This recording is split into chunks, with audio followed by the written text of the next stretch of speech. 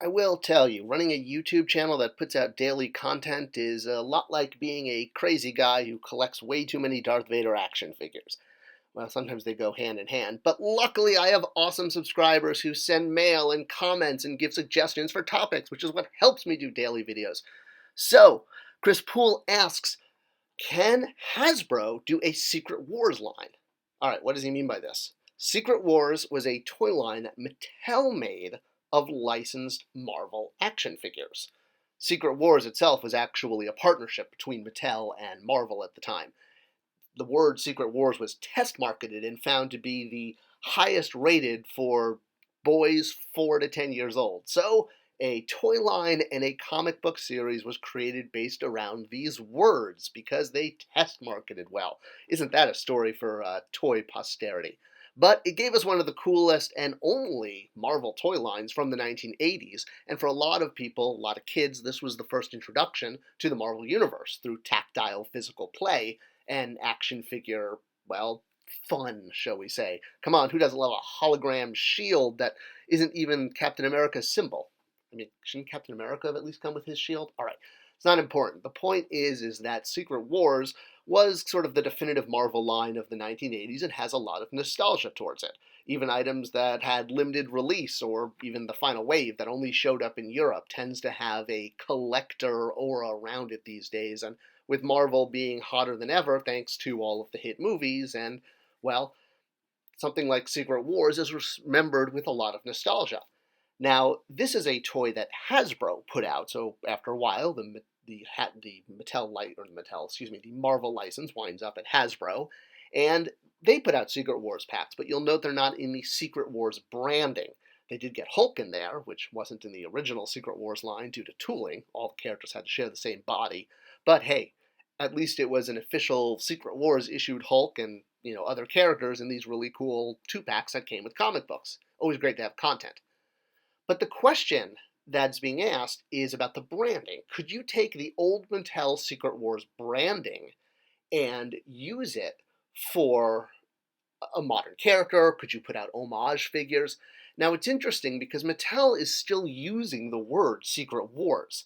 I'm assuming they trademarked it. I don't know. There's no TM on the box, but they're using it on the master carton for what I think was supposed to be a Comic-Con item from one of the past few years that COVID hit. This was the Back in Action 3-pack. That was 3 Mattel characters that were from Mattel's own IP, Max Steel, I'm sorry, not Max Steel, Big Jim, Major Matt Mason, and Pulsar. These were on sort of Secret Wars-esque bodies, that form factor, if you will, that nobody owns. You can't own a body, if you will, a generic body. And it was putting some of its own characters, in this Secret Wars type, and Secret Wars appears on the shipper box that contains, I think, 6 units of that. All right, so let's look at an example and see if we can dig in to understand this. So Superpowers was kind of the other side of the coin of Secret Wars, although, to give credit where it's due, Superpowers absolutely came first, and Secret Wars was a reaction to this.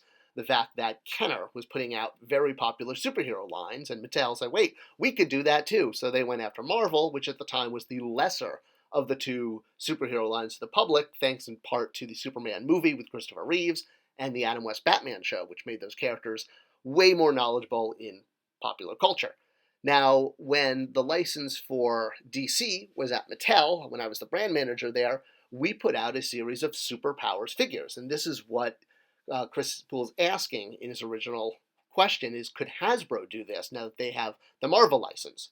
So explaining how this was possible at Mattel when these were Kenner-produced figures, even figures that Mattel was able to put out that were made as sort of the final wave or what was going to be for Superpowers, and we're able to really tap into that nostalgia of not only producing the main characters, but also some figures that were sort of on the fringe of the Kenner Superpowers collecting. I think the pièce de résistance is the Super Amigo Riddler, who is only released in South America and was just a repaint of Hal Jordan Green Lantern. You can even see the ring on the Riddler's finger.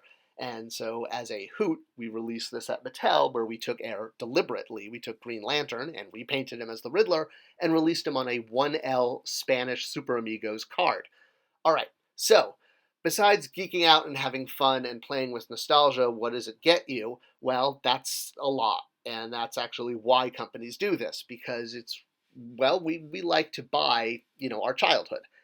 Now, when we went about doing this at Mattel, one of the things that sort of was the, I guess, inspiration was this line, was seeing the Bear Brick line of DC figures. I think I saw this at a Comic Con in San Diego one year, and I was like, whoa, they're using the old Kenner Superpowers branding. I wonder if we could use that. Does that mean that DC owns it? I assume Kenner had a stake in that. So seeing that another company was doing this was the inspiration to really just pick up the phone and call Warner Brothers Consumer Products, who were our fantastic partners for putting out all the DCU classics and DC toys. Now, what I learned was essentially any packaging created by a toy company for an IP, in this case we're going to look at Batman just because it's a good example, and there's so many iterations of Batman packaging. This one in particular is actually supposed to look like a bat hanging upside down. I don't know if you ever caught that.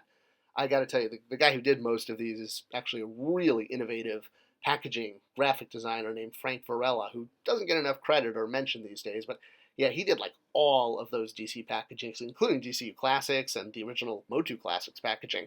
He even also did this Star Wars VHS widescreen. Well, actually, this was the main version, but also the widescreen version. This was his art too. He created these. So hey, Frank Varela is probably somewhere in your collection. All right, back to Warner Brothers Toys and Warner Brothers Consumer Products. So essentially, yes, the IP owner owns all the packaging because the packaging uses their elements. So yeah, toy companies don't own a package design that incorporates anything that is licensed, meaning a character that the toy company doesn't own.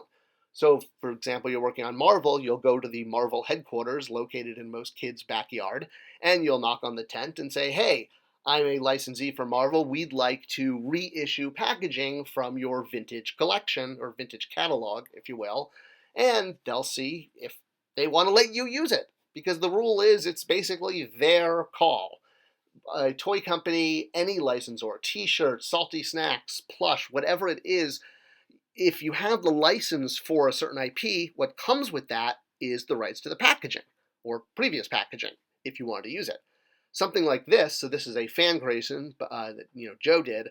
So here we have Mattel packaging and different IP. That was Ghostbusters with Sony. Here's Hasbro, G.I. Joe. So here you have multiple licensors coming together on one package. Obviously, this is a fan creation. This is never going to exist in real life, probably. I don't know, stranger things have happened. But you would have to have the license for all of those companies. So a non-He-Man example, here's a Big Bang Theory Star Wars card fan creation. So you'd have to have Warner Brothers on board. You'd have to have Lucasfilm/Disney on board. You might even have to have licensor or likeness rights with the actor. So there's a lot you would have to negotiate, and part of why this happens is when toy companies, the licenses tend to move around, and it's not just losing the rights to making those toys, but it's a much bigger issue many times when a toy company loses a license. So they try to have very good relationships with the companies, and when you have a really great relationship with your licensor, well, they usually open up the vault and let you do, cooler things, wacky things like that Riddler figure on vintage packaging. So that's what it comes down to, is the relationship between the toy company and the licensor, and if that's tight enough to make those kind of things happen. They have to have a shared vision, like, will someone just update this already? Come on! We haven't seen the very first Batman figure ever reissued on this package. Let's see it. Someone with the Warner Brothers DC license make that happen already.